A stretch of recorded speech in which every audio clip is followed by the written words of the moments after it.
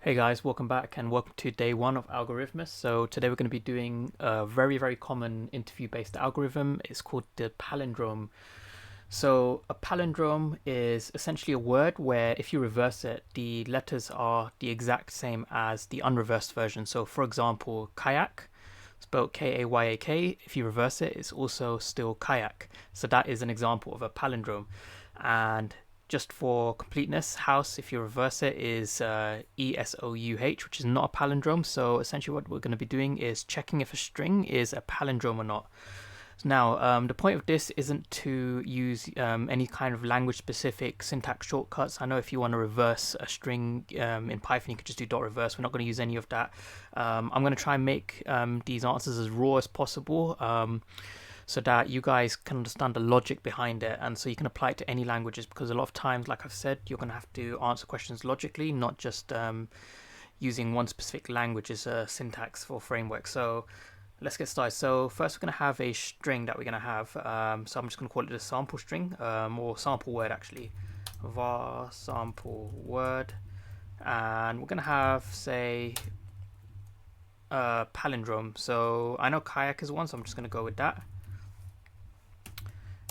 And so the first thing we need to do is we need to first figure out how we're going to reverse this and then check if it's equal to the original word. So now we know that with strings, we can break them down into individual characters and then iterate through them. And so that should be our first step, really. So to first probably break the string down into an array of its individual characters. So I know in C# there's a very simple way. So I'm just going to create a new variable called sample word array, and I'm just going to set it equal to sample word dot. Now before I break this down, notice that there is an uppercase K here. If we were to leave the uppercase and then reverse it, even if the word is a palindrome, because of the case, we're not going to get a palindrome confirmed, because that uppercase K is going to end up at the end. So even though the word still spells kayak, it's going to have a kayak with an uppercase K for the first character versus kayak with an uppercase K for the final character. So we're just going to either lowercase or uppercase everything. So I'm just going to do dot to lower, and then to convert this to an array, character array, we can just do dot to char array. Now other languages, they have their own version of converting things to arrays. So most languages I know have their own built-in version of taking a string and turning it into a character array. So what I like to do is, before I continue, is I'm just going to create a for each loop so I can iterate through every character in that array. And I'm just going to try and print each character to the console. So var c in word array, and this isn't, so I'm using an online kind of IDE, so I don't get my automatic indentation and all of that stuff. So I'm just going to do console dot write line. So what I'm going to do is I'm going to print each character to console. This is just going to be to check that what I'm doing has given me an array of characters first off, and then I can continue. So I'm just going to try running that. Okay, compilation failed, one error. I think, okay. So if I just remove one of these brackets, and then if I click run. Okay, so we've printed out a string of, well, we print out individual characters, which come from our kayak string. So that's all good. So now we know we can iterate through every single character. So what we want to do is, I'm just going to create another variable here, which is my var palindrome test. I'm just going to set it to an empty string. Now, normally, if I want to create the word kayak, I would just keep adding each letter onto the word. But if I want to spell it in reverse, there's a very simple way to do it. And I'm not going to use a for loop where I use the index of each character, because that is one way to do it. But I found a much simpler way where I can actually do palindrome test I don't know if I spelled palindrome correctly. Okay, I'm just going to spell palindrome with an E there. So palindrome test equals, now rather than doing palindrome test plus the letter, which is going to make it spell the normal way, in order to reverse it, I can actually do the letter plus the original palindrome. So by that, what I mean is I can do each individual character plus the original palindrome test. You know, I think it is without an E. I'm just gonna remove the E's.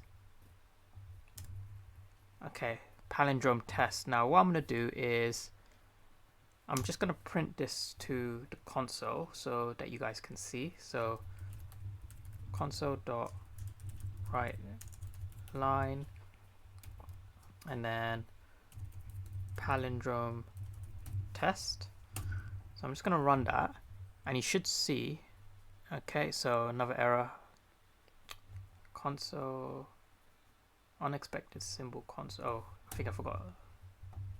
Yeah. Okay, so now you can see print to console. I'm getting my kayak spelt, but it's being spelt backwards, which is exactly what we want. We want a word spelt backwards. So K and then AK rather than KA, and then yak rather than KAY, and finally we finish with kayak. So we know that that is a palindrome, but we just need an assertion to check that for us. So at the end, what we want is I'm just going to print this to the screen. So if my palindrome test is equal to the original sample word, then all I want to do is print to the console this is or actually let's do it this way. I can string interpolate this, so I can just do sample word is palindrome. However, if it's not, what I want to do is, and I'm just gonna copy this console.write line, and instead I want to print is not a palindrome, and just close that off there. So now if I run this, and I'm just gonna remove this console.write line here so I don't need to keep printing the whole iteration, and if I run this, we got palindrome. Oh, okay, I spelled it with an E again. That's my mistake.